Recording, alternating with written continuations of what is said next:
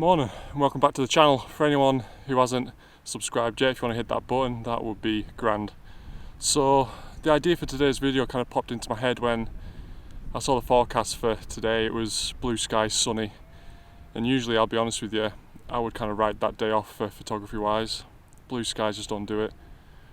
As a photographer, you're always looking for that kind of dramatic view, stormy skies, that kind of thing. And I'm very much guilty of photography snobbery in that aspect.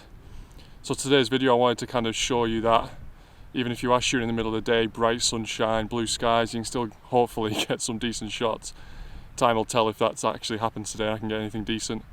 So today is the first Lake District vlog. I'm really looking forward to shooting today. I don't know how it's going to go, but I'm looking forward to taking it out of the office and on location in the Lake District. We've parked up at Hartsop and we're doing a circular route, but a bit more about the route in a bit.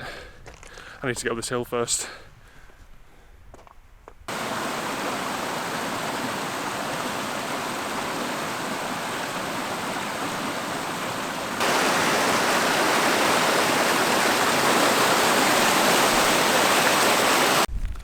So the first tip I'd give for shooting on a horrendous blue sky day like today is just enjoy the walk.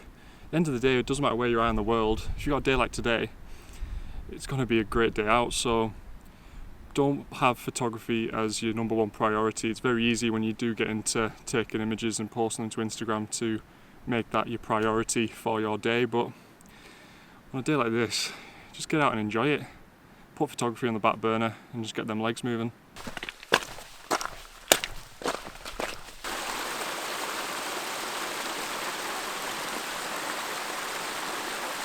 So my second tip is a gear one. Having a lens like the 70-200, or if you want a more budget-friendly option, the 55-250mm, you can really punch in on the landscape and kind of get rid of all the sky and all the distractions, even in the foreground as well. So if you can stretch, get the 70-200. I can't recommend it enough. But if not, the 55-250 will do the job for you. That's what I started with until I upgraded to this. So yeah, second tip, bring the right gear with you.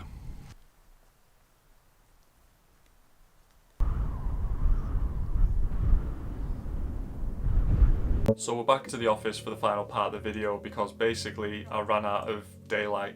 With these short winter days, it meant I had to be quite quick with getting all the information in and getting the actual walk done. So I thought, let's get back to the office and not rush it. So the final tip that I want to give for blue sky photography days is to lower your point of view.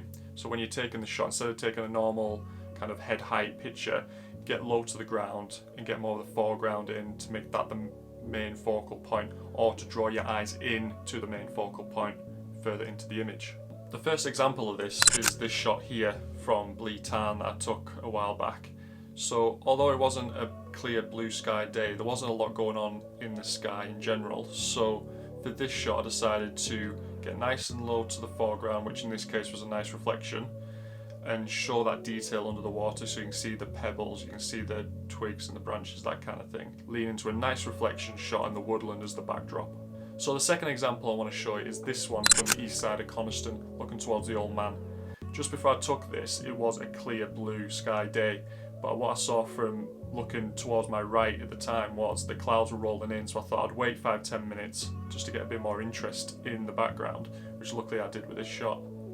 So as you can see here, we've got the detail in the foreground again. You can clearly see all the pebbles and all the rock formations in the foreground, leading to the woodland in the mid section. And then, like I said, the Old Man of Coniston in the background. I really like this shot. Simple, handheld, taken with the, I think it was the 18-135mm on my Canon 80D.